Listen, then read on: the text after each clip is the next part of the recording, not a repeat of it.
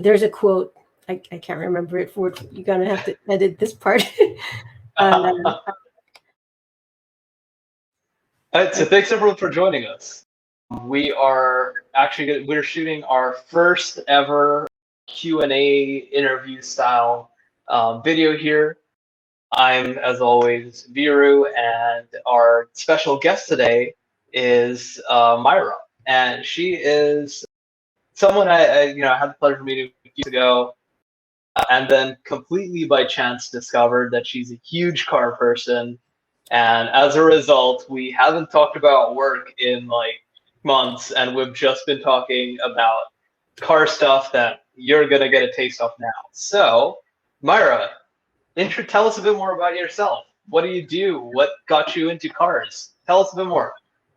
um, I think my love for cars started when I was in Germany, and I used to take the subway to school. And one day I kept seeing the same car. Right, it was a Citroen, and it was covered in like a felt, like all black felt.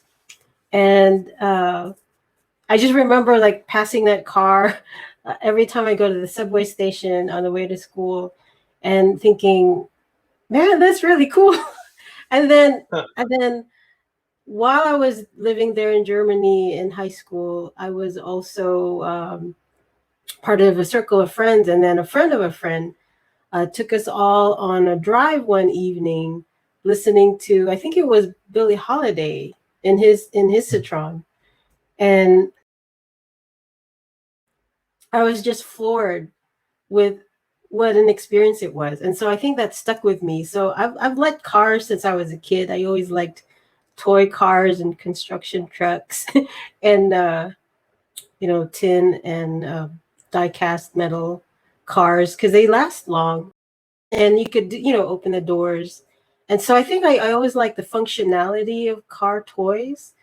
And then as I got older, I realized that there was so much you could do with cars. That something that's supposed to just take you from point A to point B. Like you could actually have fun going from point A to point B. And so in life, I'm a social worker. I work with different organizations, and no connection to cars, but that's sort of me in a nutshell. Yeah. No, that's really funny. And for all of you watching, you'll probably notice throughout this that Myra and I have a lot of weird like coincidences and like parallel experiences in our past. And like one of the ones that even I didn't know until just now is this functionality of car toys piece. It's really funny you said that because one of the first like car toys I really loved, it was a die-cast BMW Z4. I still have it somewhere in a cabinet. And the coolest thing about it was, like you said, the doors, the hood, the trunk all open, but also it actually had like that actually built like suspension, so you could kind of spring the car and like it would react to stuff. Yeah, it was that was like the best part. So that's actually really funny. I did not know that. It's cool. Yeah, and we were, and it's a bit of a side note here, but one of the interesting things is also like Germany seems to be this brewing ground for just petrol heads because you got your first real impression of cars in Germany with that Citroen. For me, it was also in Germany. It was with a Mercedes E-Class, like a W211, and it's just like bizarre because it's just like that one connection to Germany that got us all into cars. So, but yeah, that's very funny. Well, yeah, thanks for introducing yourself here. I'm sure people are gonna wonder as we go on, like why you don't do things related to cars in real life. So, um, let's actually start though. Let's start with something I know you've been spending a lot of time on recently, and we've been having a ton of conversations about. It's your new project car. Tell us about it. Well, my BMW Series 7, 1980. It's funny because like I've always liked different classic cars, right? I think when we first like talked, outside work or task related stuff. It was about the different classic dream cars that I have. and and I didn't really have the Series 7 in mind. That's the weird thing. But I've always had the BMW Z3 coupe. Only the coupe, not the convertible roadster, because for some reason it just sticks out. That design sticks out, the Z3 coupe. And then when I saw the Series 7, there was an ad for it on Facebook Marketplace. I I saw it and it was love at first sight. I wasn't even looking for it, but I saw the shark nose design, and then I was like, that is so cool. And it was so unusual and so rare, and just that design just stuck out at me, and it was calling me.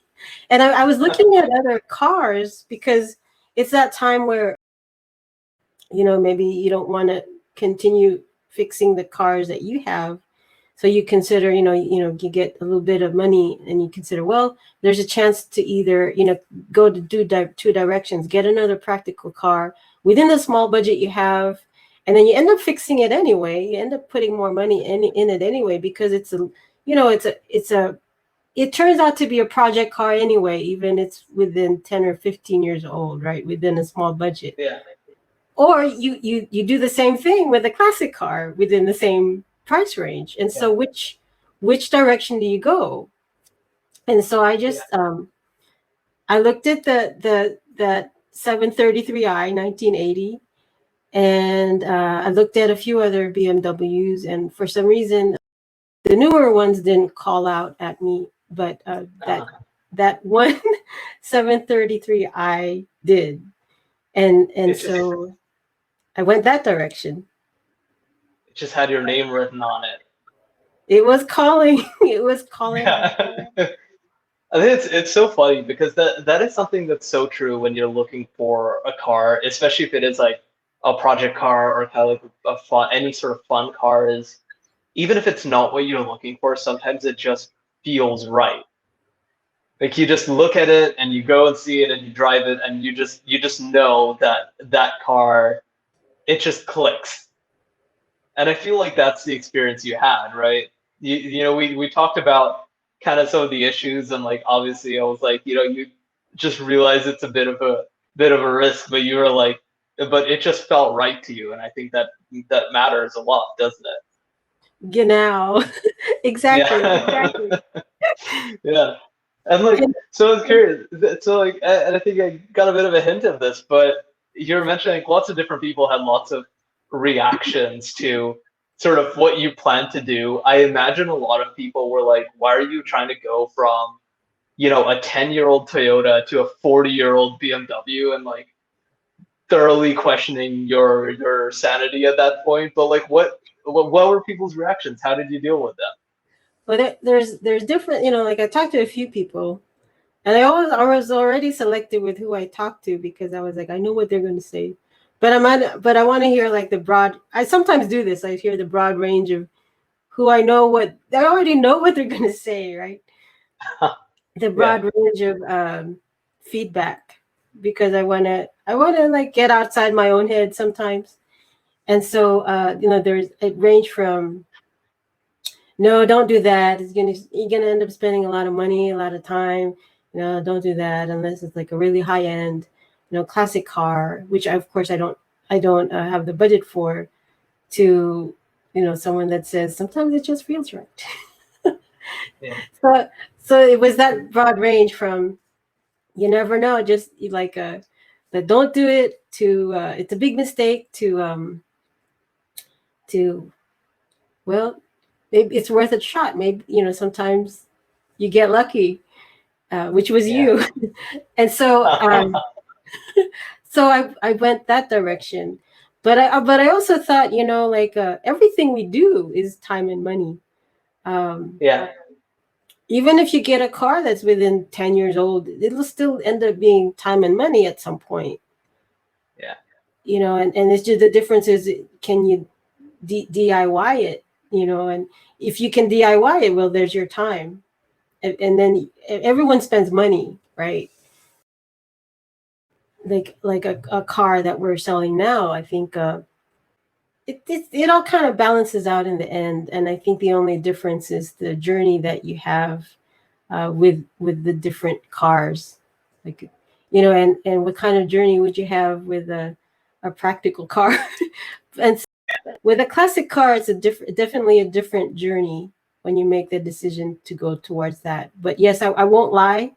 There's going to be maintenance that I expect to already experience, but your heart is in it more. That's such a good way of like describing it and telling that story, I feel, because yeah, I mean you're right. Like no matter what, there's going to be time and effort that goes into maintaining the vehicle, and you know, which one do you feel like you get more of your money's worth from? Like which one is really more meaningful to you? That's a really good point. I will say I had a similar experience with the first classic car I bought, which was a 1980s Mercedes 450 SL. Funny enough, exact same year as the E23 you just got. There's another weird coincidence.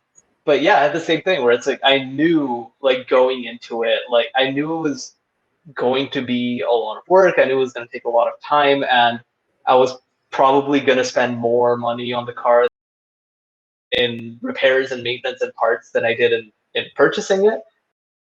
But I went into it with that expectation, and I just knew it was worth it. And for me, at least, I'm very glad I made that decision because just the experience I had in that 2 year ownership period and the amount of things I learned from it were just staggering. Like I would not have had that same sort of range of experiences and just like meeting tons of different people um, just from buying a normal car. And actually, I have to tell you a funny story about this that you don't know yet.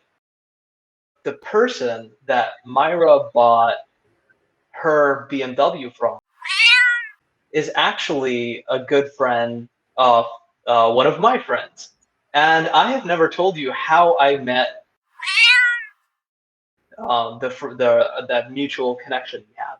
I actually met him because this was shortly after I bought my 450 SL, and I had flown to Corpus Christi for a business trip. And while I was there, like just in one morning in the hotel, I saw him post in the Mercedes Owners Club just with his car out for a drive along the ocean, and I saw he tagged it Corpus Christi, and just completely on a whim, I messaged him on Facebook, and I was like, "Hey, I'm another R107 owner. I'm just in town for business. Do you want to meet up for lunch?" And he was like, "Sure." And that is how I met him. I met him purely coincidentally through another classic car, and he turned out to be friends with the guy who sold you your classic car. That's crazy. Out of all the people in the world, Right. It's just, and it's ridiculous because also that involved him moving all the way across the state of Texas. He was in Corpus Christi at the time, and he met your seller when he moved all the way up to Dallas. Like, it's just so bizarre. Yeah. So I mean, yeah, the classic car world is really a small world, and it is a really tight community. Like more so than any other vehicle about. Like people really care about them. They put in so much time and effort and learn about their cars. It's pretty cool. But speaking of which, I mean, now you're on this learning journey. Like you're part of the classic car insanity circle, as I like to call it sometimes. Um, so what are your plans like with the Beamer? You know, you're gonna work on it, and then what are your plans? What are you gonna have it end up being? I'm just gonna use it, mostly for pleasure and those night drives where, and like of course I'm gonna use it, when I need it, but it's mostly for pleasure and to try to keep and hold on to for as long as I can, because those cars are becoming more rare. And yeah, it's gonna be harder and harder to find parts. But I think if I stay on top of maintaining it and just taking time to do research of alternative parts and ways to fix anything that goes wrong, I could technically end up with a car that's going to be worth more as time goes on. But so it's like it's a win-win for me. Other people are like, but for me it's a win-win, because for me it's like you were mentioning earlier, I don't see it as just a material possession. I see it as a path of self-determination, because especially if you feel like, if you're one of the people that like want, like the artistic creative, you want more out of life, you're the philosophical type, and you don't just see the journey as going from point A to point B, but also you want to enjoy the point A to point B, and you look for things that are different, and you like experiencing life and just living while you're alive. That journey of owning a classic car is beyond just a material possession, because it's a way of saying, you know what, I can get a car, or I can get a car that I'll enjoy having. Because what's the point of having something if you can't take pride in it, or you can't take you can't claim that you put your elbow grease into it and said it runs because I did this. It's still Yeah. running 5 years from now because I did this. Like not to say that it consumes you, like that movie Christine, by Stephen King, Yeah. but where like the car possessed the guy. But what I'm talking about is just that sense of self determination, where it's like it's a journey where you're challenged of your limits and your priorities and your patience and your will, your capacity to get something done, and not just like start something and then you know I'll get to it another time. Or it tests who you are, basically. Like a classic car that needs a little maintenance work really tests who you are, because it like, you can't like all classic cars.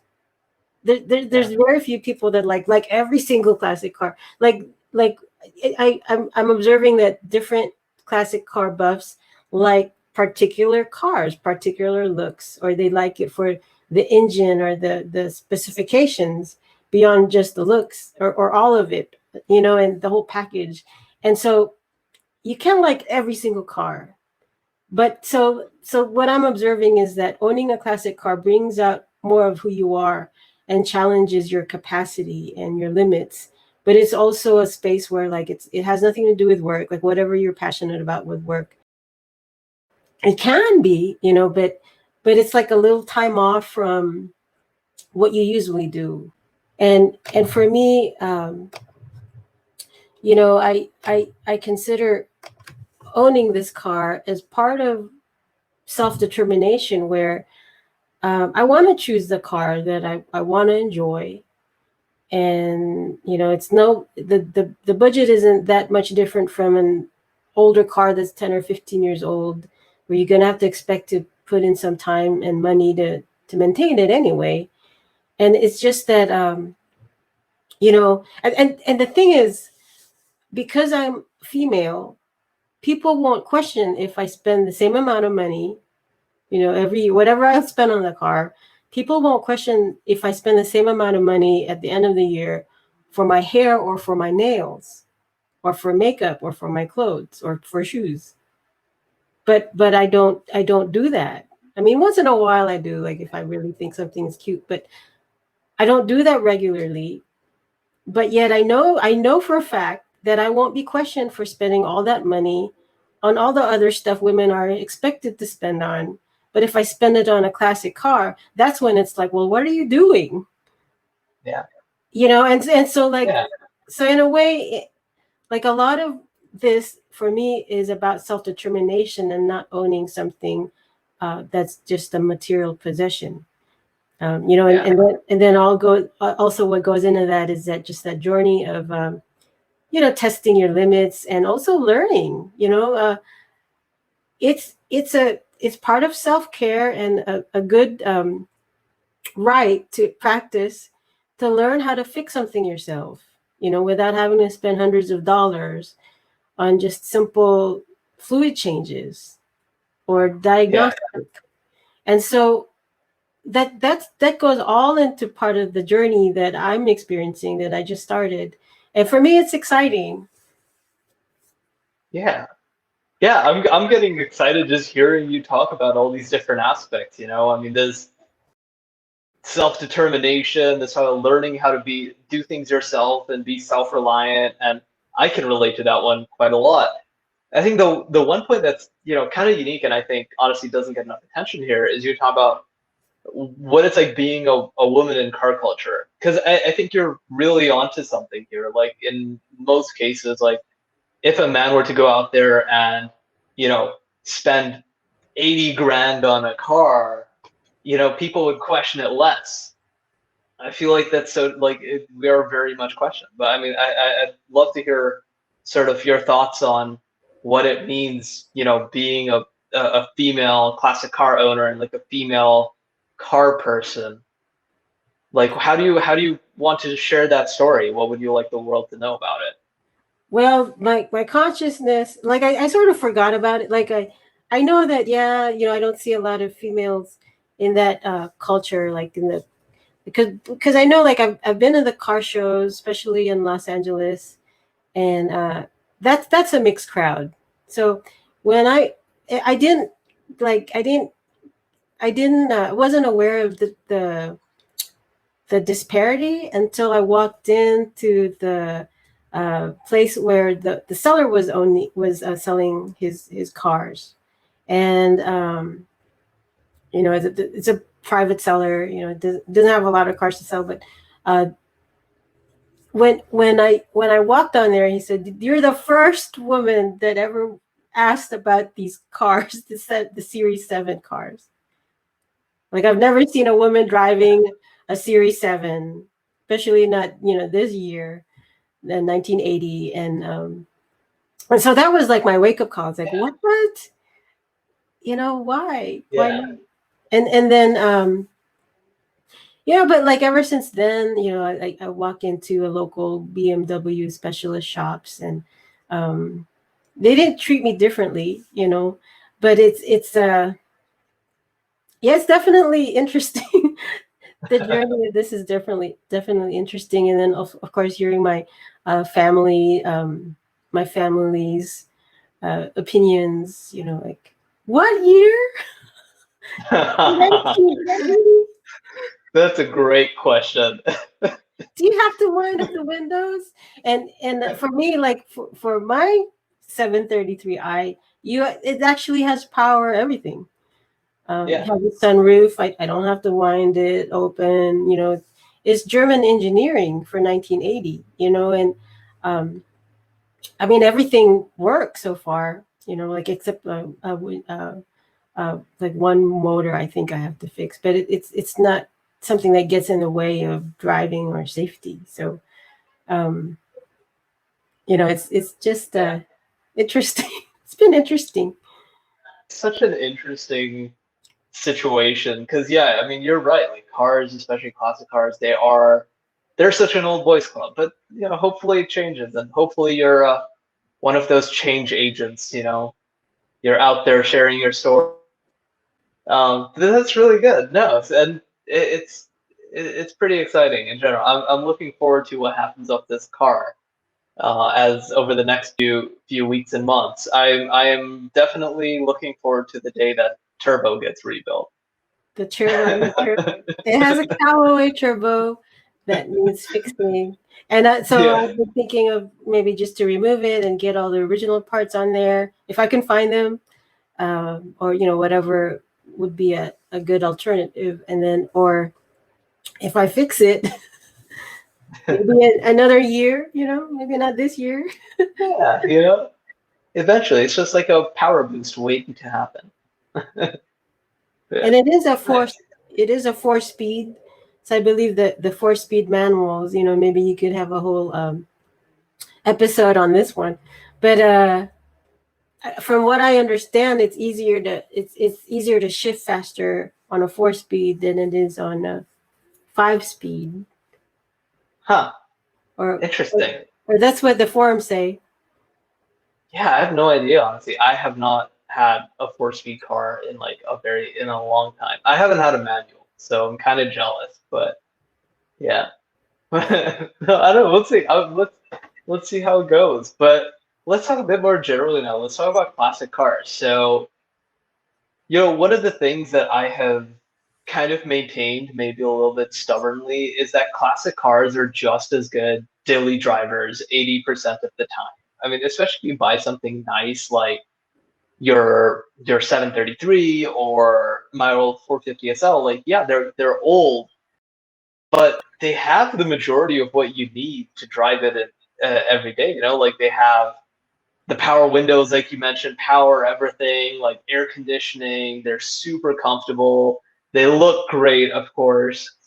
And I mean, maybe maybe I'm kind of missing the point here because I'm a little weird with my cars. But if you were to buy a classic car as a daily, like what would you say pros and cons would be of doing something like that?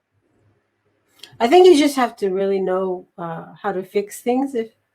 If someone is looking for a classic car as their daily, I think you just have to really look. I know Vero has his list of what to look for when you buy a used car. But I have a literal checklist, guys. Like I like she's not kidding about I have a list. Like it's literally a Word document, and whenever anyone is buying a car and asks me what to look for, I just send them that. it's really Anyways, cool. yeah. But go ahead. And I think there's different things you have to consider. I know my insurance carrier considers my car as a as just a for pleasure driving, so it's not my daily car. And and so you have, like, if you want to uh, insure it as a and I don't know if I should name their name, because then it's like we need, we need sponsorship. Yeah, Maybe they can sponsor this. I know, right? Come sponsor me, classic car insurance companies. I'm But waiting. there is one out there that does really good evaluation for a classic car, and you enter, the year and the make and model, and they'll tell you what the average value is, and then you just sort of uh, and then and then I got this from Vero.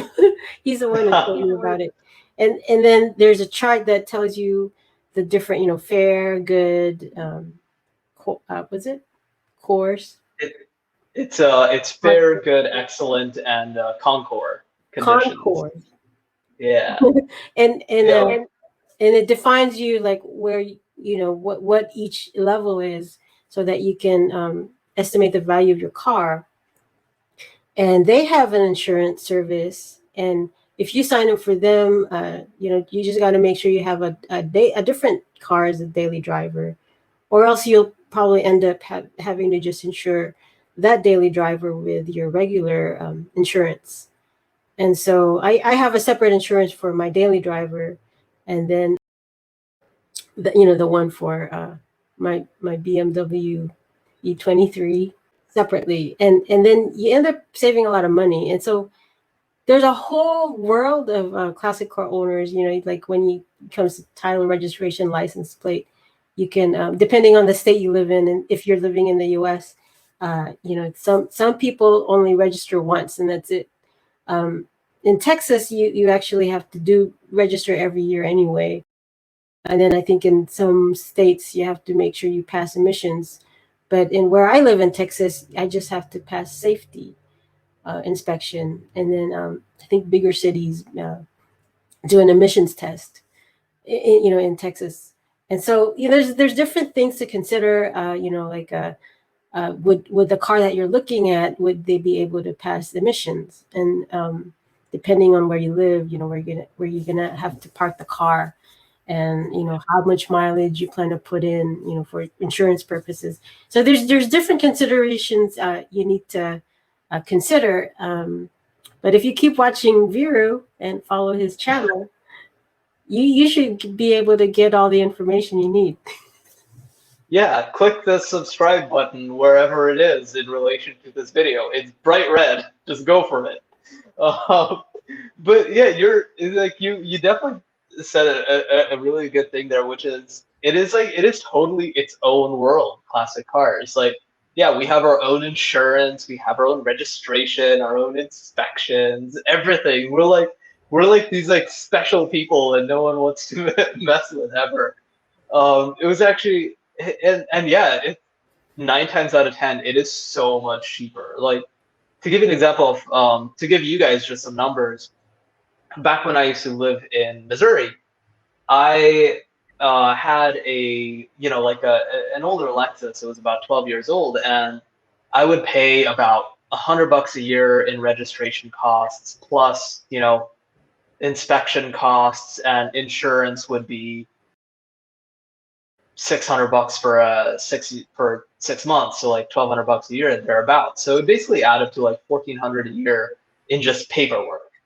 But then when I got my classic Mercedes, even though I registered it, insured it for pretty much the same mileage, even though I had zero deductibles on everything for that car, for the classic car, I was paying like $200 a year on insurance, and for registration, it was a one-time $26 payment. So it just cost me absolutely nothing compared to what a normal person car would cost. And yeah, it's literally its own world out there for classic cars. It's pretty cool. Yeah, I forgot to mention about the zero deductible. Yeah, that's the nicest thing. Like every other car, you pretty much have to commit to paying 500 to like $1,000 out of pocket whenever you have an issue. But with classic cars, it's just zero deductibles. You don't pay anything out of pocket. They take care of the issue. And Yeah. and you can add like I mean, I added this because some of the parts are rare. Uh, parts insurance, and you Yeah. can, there's little things that you could add, but it's a great service. I hope one day they'll sponsor one of your episodes, and if they do, I'll get back on and hype up their name. We'll do it. We'll do it. So this classic car insurance company, if you're watching, you know who you are. Come sponsor us, and you'll get some name recognition on this tiny channel. I suppose all in all, like, what is our conclusion here? I suppose with classic cars as daily drivers, I think they're pretty good candidates. I guess it seems like the main restriction here is making sure your insurance company is happy with it, but there are plenty of providers and different policies out there. So I think, yeah, you can definitely find one that works, and there are lots of other financial benefits to keeping a classic on the road instead of driving a kind of like a normal car.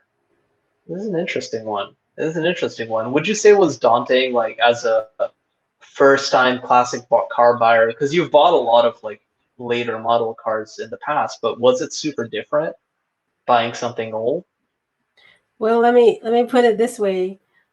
The first time, after I got the car, then I went out the next day for an errand, and then as I drove back home, and I saw it sitting on the driveway, and I'm gonna store it in the garage, of course, because I just had to do some repairs or with the oil changes, and I didn't want to do that inside the garage. But as I was driving up to the driveway, the smile on my face, I never had that smile on my face with any Yeah, other car I've owned, with any other used car I've owned. Because I'm one of yeah, those people that only buy used cars. I don't believe in buying a car new off the lot. What the difference in quality isn't really much, except for you yeah, have like maybe more miles, but it's not. And I've spent a lot. There's times I've spent a lot of money on a used car, and there's times that like I became a wiser spender and bought from a private seller. And so there's a essentially a classic car is a used car, but you're like if it's a car that you really like, it's a used car that you really like, that you really love, and then has a yeah, journey attached to it that can change you. I've seen people on the forums talk about these are heartbreakers, especially even the Series 7.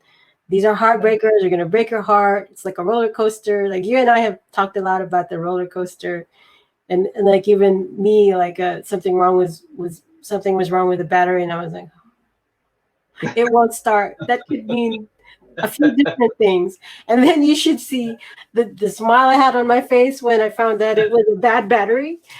Yeah. I was like, Yeah. It was and an easy $40 fix. Yeah. yeah, and because Vero has a lot of information and knowledge to share with classic car owners. Actually, I think you should have a whole episode or series on that. Yeah, the smile on my face was different, and essentially, a classic car is a used car that you can fall in love with, and that you can learn and grow from, and learn about yourself. Mostly, I think that's the thing that gets me the most. It's like I learn about myself.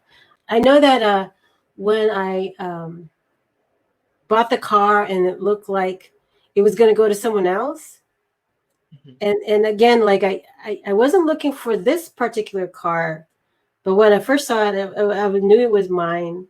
And then when it seemed like it would go to someone else because I couldn't get there in time, um, my heart was broken. But then I also noticed about myself, like, wow, like you're really upset about this. And then when I got it, I was like everything was a learning about myself. And so Right. it's really strange that way, where you're not really expecting a car to bring this out of you. But I think it's because you put yourself out there on something you really like and you're out about it. And it's a type of vulnerability. Like, okay, I really like this car. And I know there's going to be some work that's involved. And so you're sort of vulnerable in that process already, where you're like, um, you already know you're going to, spend money and time into it. And so it's like a vulnerable process. And I think any process that involves that type of vulnerability or different types of vulnerability, you learn about yourself because it brings out more of who you are. And so it's really interesting. Yeah. No, that sounds amazing. I mean, definitely. It's like this. It really is a whole journey. Like it's not just owning a vehicle. Like, yeah, seriously, it sounds like there's so much more. It's brought you so many more emotions than just, you know, faceless vehicle X. So yeah, no, that sounds amazing. We talk about the value of cars and what this car means. We talk about kind of where we developed our interest in cars. But like, do you think this sort of value for cars changes as we go across the world? Like, do you think it's universal that people will see certain cars as like ownership journeys, or do you think just, I mean, yeah, in different parts of the world, do people have different views of what a car is? I think in What are your thoughts? Germany, there is more of that like car lover culture where it's like that trip I made, like in high school, and a group of us had that like night uh, ride, like in the cool evening in Yeah, Hamburg, it with good music in a Citroen, and it was nothing fancy. It's a Citroen, but it like the suspension was really nice, and it's just nice and calming, and it's sort of like inviting people to kind of get inside your head and your heart for a bit. yeah, Like this is me, but you can walk, you can crawl, you could sit in a car, and you could walk around in a car where you can't really walk around a person's heart. It's almost like putting your heart and your mind and your desires like in something tangible that people can judge and people can sit in and people can ride in. It's really odd, but that's kind of like how I'm beginning to understand, this love for classic cars. But I think like in Philippines, for example, I remember an uncle that we used to visit. Because both you and I, we travel, moved around, living in different countries, growing up. But I used to visit my family in Philippines. I remember And so every car, I just remember every car he owned, he would always have his children's name written on the dashboard. And so I believe the space of a car, within the space of a car, but I think that the space of a car is very much that. Like it can become a place where a person shares a part of their heart or their mind. And, because you're sharing your music, it's sort of like a portable home, right? And like for everyone to see, because you sort of walk into it and then you got a little bit of home in it, your favorite music, your favorite, ambiance, you kind of replicate inside the car. Or maybe it's a special place where it's all you, and you make it who you are. And so it's just interesting. So I think it is universal, because when we used to visit my uncle in Philippines, he'd have all his children's name, like those letterings on the dashboard. And like, so everywhere he goes, like, he brought his family with him, right? His wife and his children's name. And I just remember that. I was like, oh, interesting. And then in Philippines, you see the public transportation, the jeepneys. I think there's been some laws that sort of changed that, and access, or where they can go. But you see, like, the drivers for those jeepneys, and they're basically they're open jeeps where people can go in the back, and it's used as public transportation, and they're elongated in the back, like elongated jeeps, and they have their names, or their children's name, painted on their hood, or and they name each jeepney a special name. So it's just interesting how, like, transportation can be like a little bit of a portable home where you express yourself and your self-determination. And like that car that was all covered in like this felt material, that I kept passing on my way to school in Germany. And so I think it is very universal, and it's just interesting. Yeah. Yeah, definitely. I think you're onto something there. I think there is definitely a universality to it. Because yeah, I mean, you're right. It's at the end of the day, no matter what car culture looks like in a certain country or city or place or wherever it might be, at the end of the day, someone's car as a personal possession is like their enclosed private space. And yeah, I never thought about it that way, but yeah, it is very comparable to what someone's home, and it just happens to be on four wheels and can travel quickly. But yeah, it's an interesting way to think about it. Definitely, yeah, and you're right. Like even in I think about countries where cars and vehicles in general are primarily a utility. So like think about like India and like Kenya, like cars are pretty utilitarian. Like there isn't really a project car culture the same way there is in the US or Germany.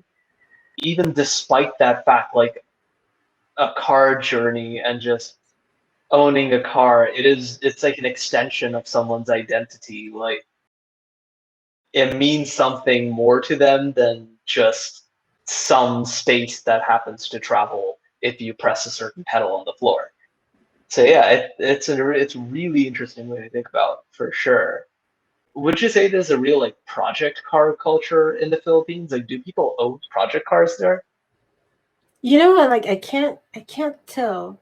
I know that the car culture, there is a business, sort of like in different Asian countries. You know how there's it's very much service based, right? Service is a big business in at least in Southeast Asia.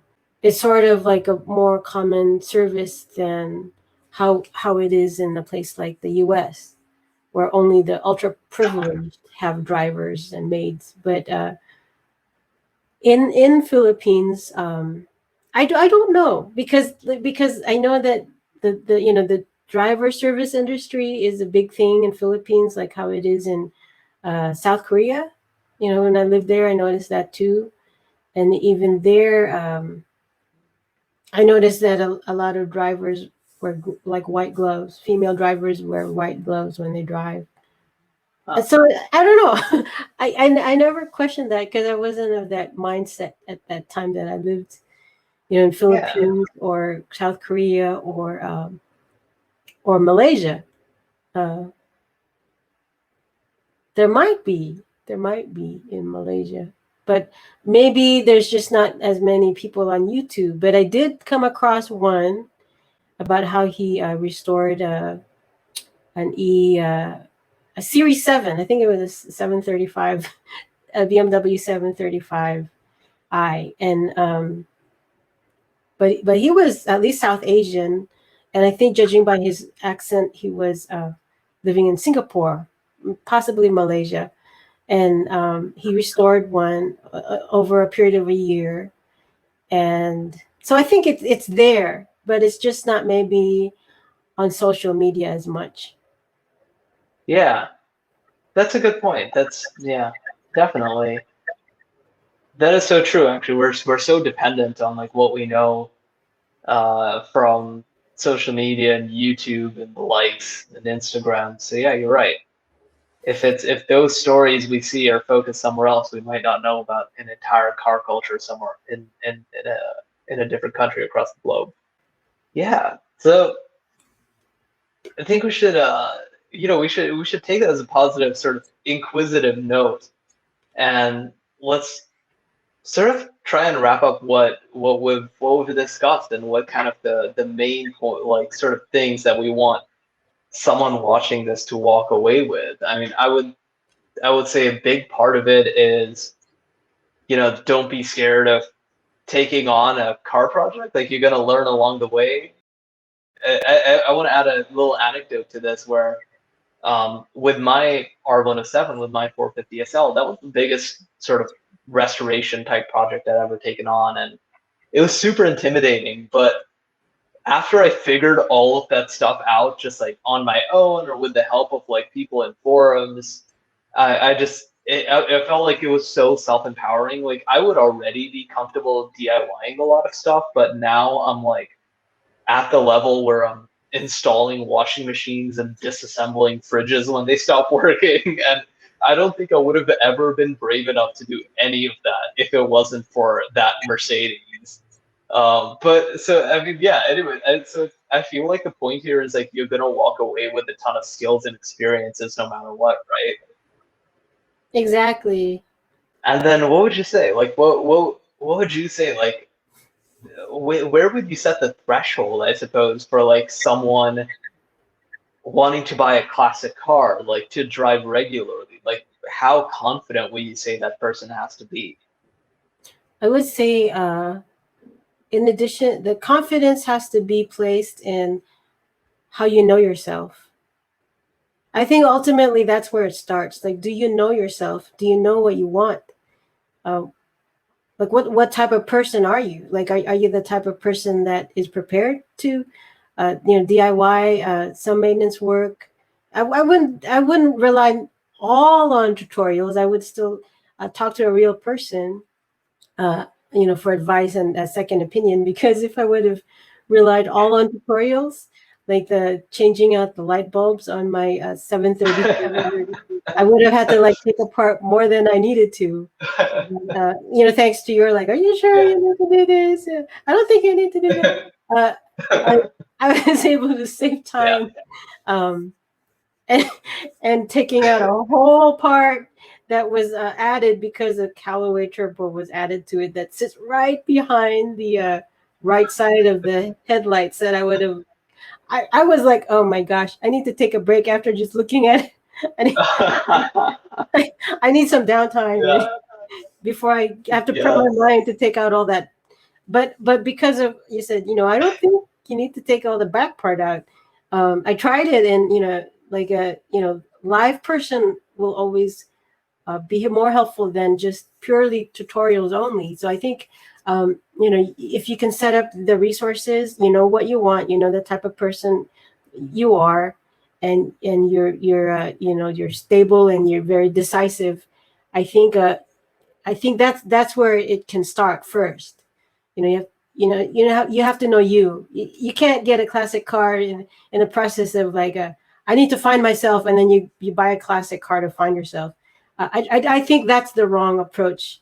But I think if you know who you are and you know what you want and you have some resource to rely on for support and for second opinions, then I say go for it. And you're ready for that journey. You're ready for that ride. You're ready to understand more of your capacity and your limits and your patience and your who you really are and how far that extends to. Again, remember, it's not just a material possession, but it's a journey, and it's a learning. It's a learning journey, and like Vera said, you walk out of it with more skills than you had going in. If you're ready for that ride, then I say take that joy ride. Yeah, that's a good one. I love it. And that is such a great note to end on, really. I don't think anything we can say can top that catchphrase there, So basically, I guess what we're saying is, just go out there and enjoy yourselves, everyone. Don't be scared of doing things you want to do that you'll learn from. So thank you so much for coming on and taking your time to sort of record this with us and share all of your experiences and knowledge with the world. I'm sure that it's going to mean a lot to a lot of people, and we're gonna keep working on this project, on this adventure behind the scenes, and who knows, maybe in a few months we'll have Myra back and see how this BMW E23 of hers looks showroom fresh and can do 130 miles on the freeway without issue. So I think it only goes to 119. all right, well, 119 then. With the turbo, hopefully more. But any last notes? Anything you want to pitch? Any channels, pages, whatever you want that you think people should check out and learn a bit more? Well, there is a short film I want to mention by filmmaker Sebastian Tobler. He's also a third culture kid or a TCK, like Vera and I are. And his film is called Joyrider. And if you're the type that likes to, watch different films and the creative process of filmmakers, this is one that will have a cameo of R107. So look out for that, and maybe we'll include the link somewhere down below. That's true. That's a recommendation that I think is one of these like sort of hidden gem sort of creations. A great short film, and yeah, definitely check it out. We will add a link when we are able to do so for sure. Some last words for this episode would be, while you're alive, remember to live. And we will catch you next time.